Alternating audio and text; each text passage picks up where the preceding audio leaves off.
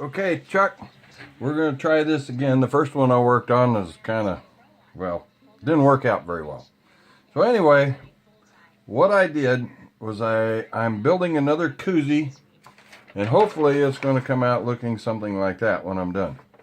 So this is for a tall boy, for a friend of mine in Ogallala. And what I did was I took my piece of leather, I fully cased it, put some contact paper on the back before I cased it, and now I let it cure out a little bit, and it's fully cased and ready to go.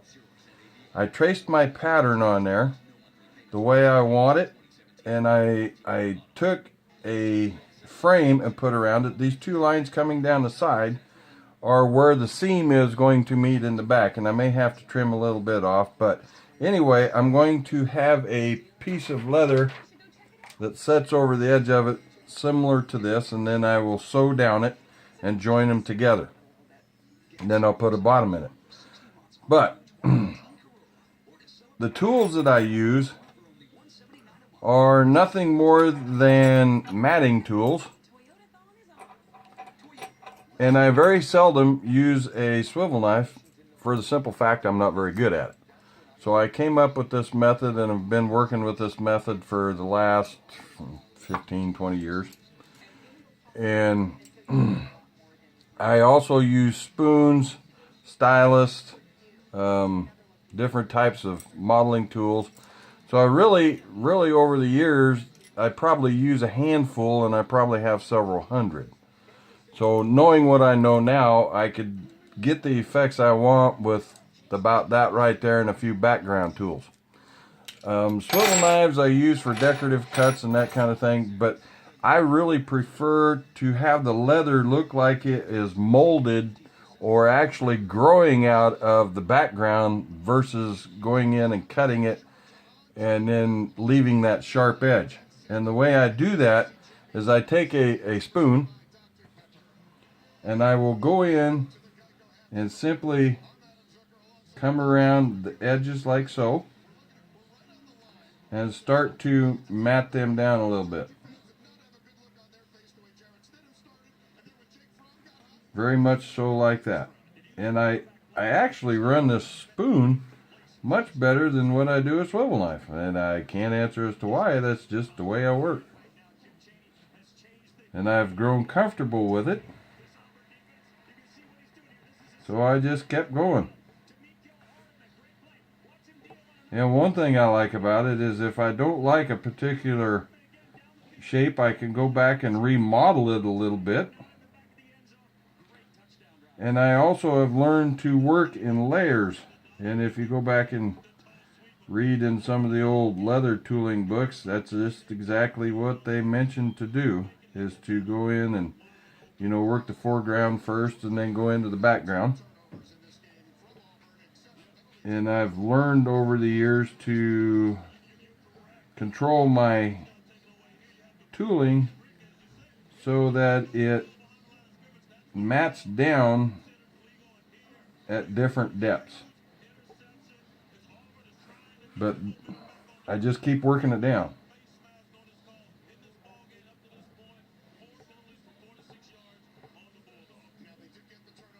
And eventually you'll get a feel for the flow, the way the lettering is, and what the piece is going to look like.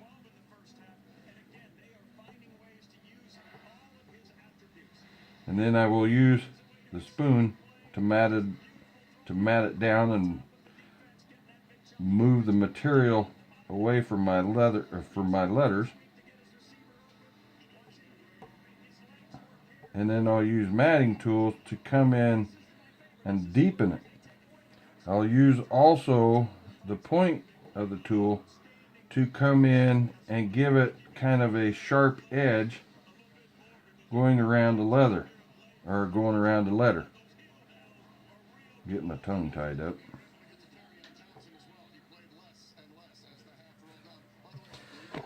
Alright, then I will grab my matting tool over here. Now I have several different sizes. So like coming into here, I will make sure that the rounded edge is facing to the back, and I will use that to mat down the material in between there, but I'm using very gentle taps because there are objects in behind. And I don't worry too much about the smoothness because I can come in with my spoon and smooth it out. And I want that extra material back there anyway to go in and create my next object, because there's some stars and some other things coming around this lettering. So hopefully it'll look pretty close to what I want it to when I'm done.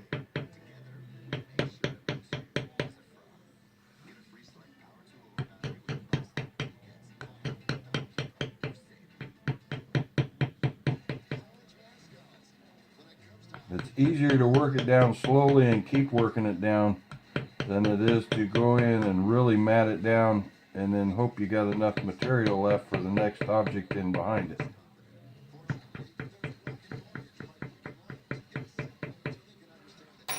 And then I got that part of it tooled down, and then to save the material I'll simply pull it back with the spoon. But I'll push down on the point of it.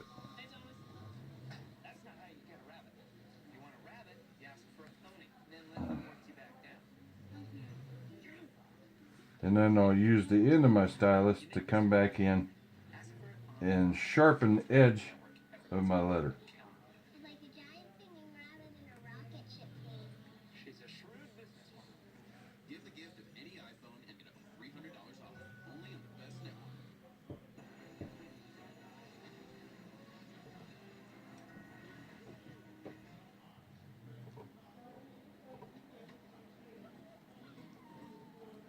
And once you get the hang of it, it appears like it takes a lot of time, but it really don't.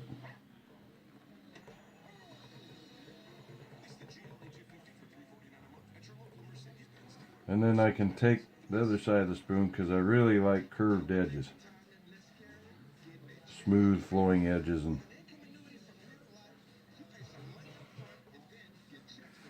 there are times though when I want the sharp edge. And then like here, I pull the material or mat the material down so that it kind of appears to be laying underneath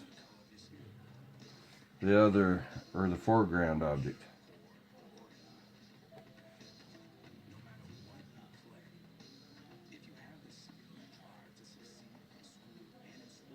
Then I simply take my point, come in and clean it up a little bit.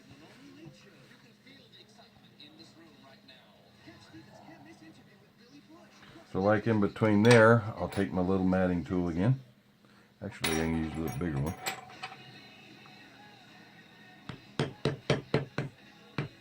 And I mat into my object.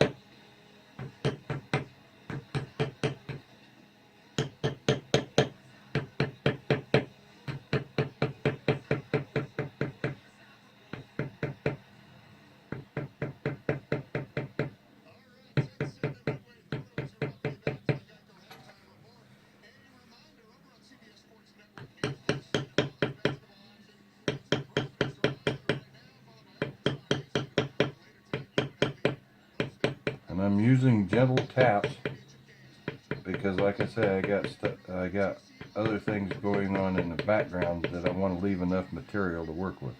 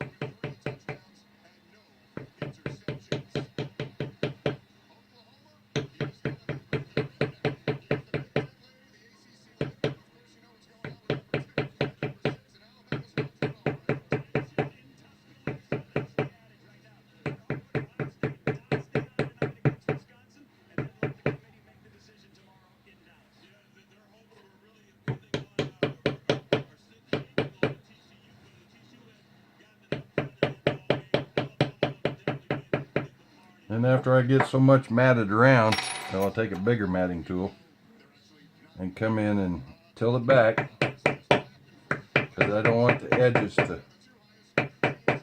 don't want the edge of the tool to leave marks. Those are hard to get out.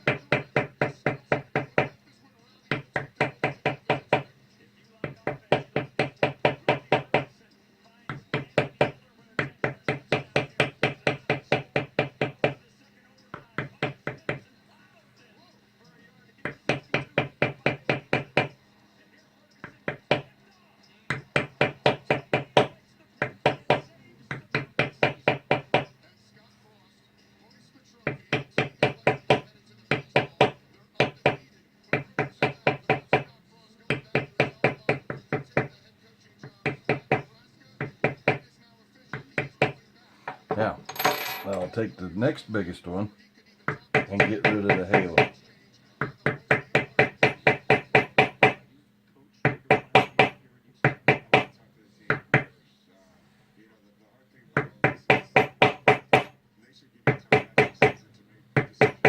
And that gives me plenty of material to go in and put the background, because I got the United States flag to put in behind it, which is really a lot of fun, and it gives you enough material yet to put in a lot of detail.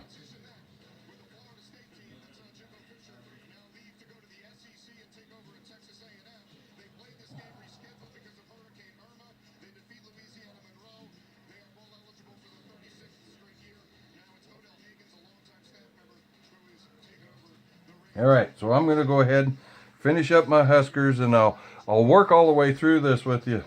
And when I get to the wood grain, I'll be glad to show you the wood grain. But this is a similar technique that I use to accomplish the wood grain. It's just going to take a little bit to get there.